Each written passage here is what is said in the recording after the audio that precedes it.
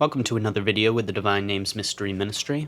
Today we are on question 18, which has to do with the life of God, and we will be reading Article 1, whether to live belongs to all natural things. Before I begin, please be sure to like the video and subscribe to our channel. And here we are, Article 1, whether to live belongs to all natural things. Objection 1. Let me make this bigger. It seems that to live belongs to all natural things, for the philosopher says in his Physics, chapter 8, that movement is like a kind of life, possessed by all things existing in nature. But all natural things participate in movement, therefore all natural things partake of life.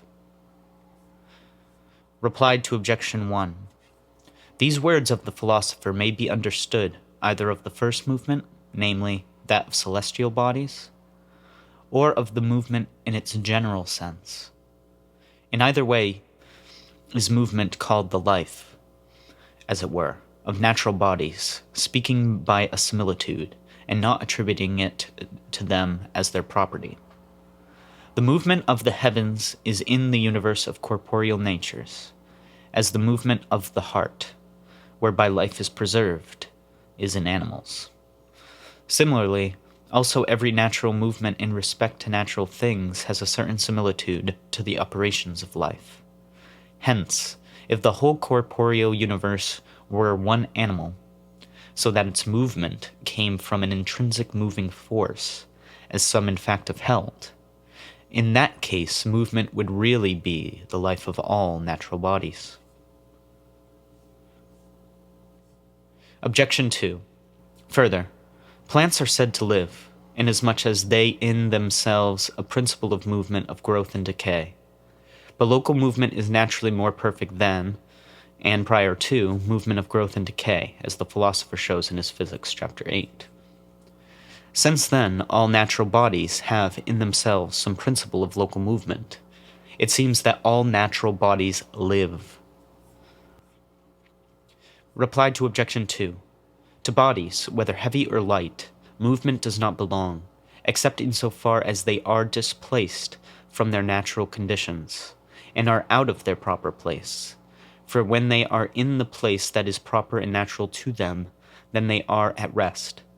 Plants and other living things move with vital movement, in accordance with the disposition of their nature, but not by approaching thereto, or by receding from it. For insofar as they recede from such movement, so far do they recede from their natural disposition. Heavy and light bodies are moved by an intrinsic force or an extrinsic force, either generating them or giving them form, or removing obstacles from their way. They do not therefore move themselves, as do living bodies. Objection 3.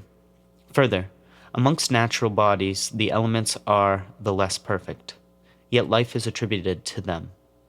For we speak of living waters, much more, therefore, have other natural bodies life.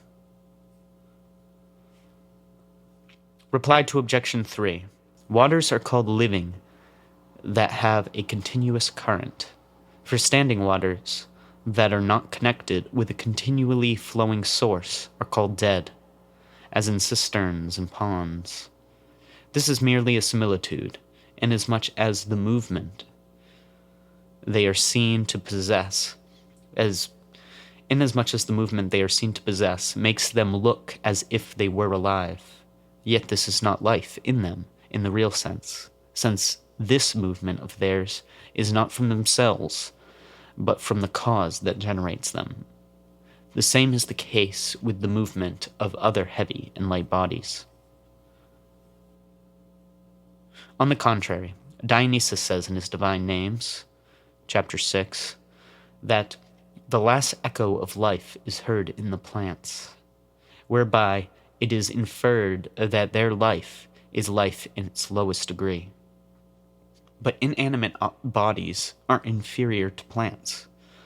Therefore, they have not life. I answer that, We can gather to what things life belongs, and to what it does not, from such things as manifestly possess life. Now life manifestly belongs to animals, for it's said in De Vegetable, number 1, I think that's Aristotle's Physics, that in animals life is manifest. We must, therefore, distinguish living from lifeless things by comparing them to that by reason of which animals are said to live. And this it is in which life is manifested first and remains last. We say, then, that an animal begins to live when it begins to move of itself. And as long as such movement appears in it, so long as it is considered to be alive.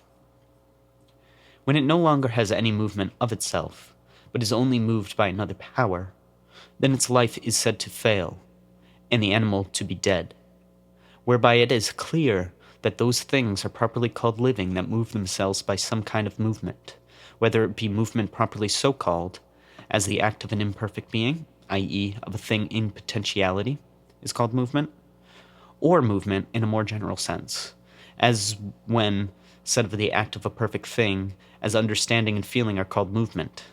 Accordingly, all things are said to be alive that determine themselves to movement or operation of any kind, whereas those things that cannot, by their nature, do so, cannot be called living, unless by similitude.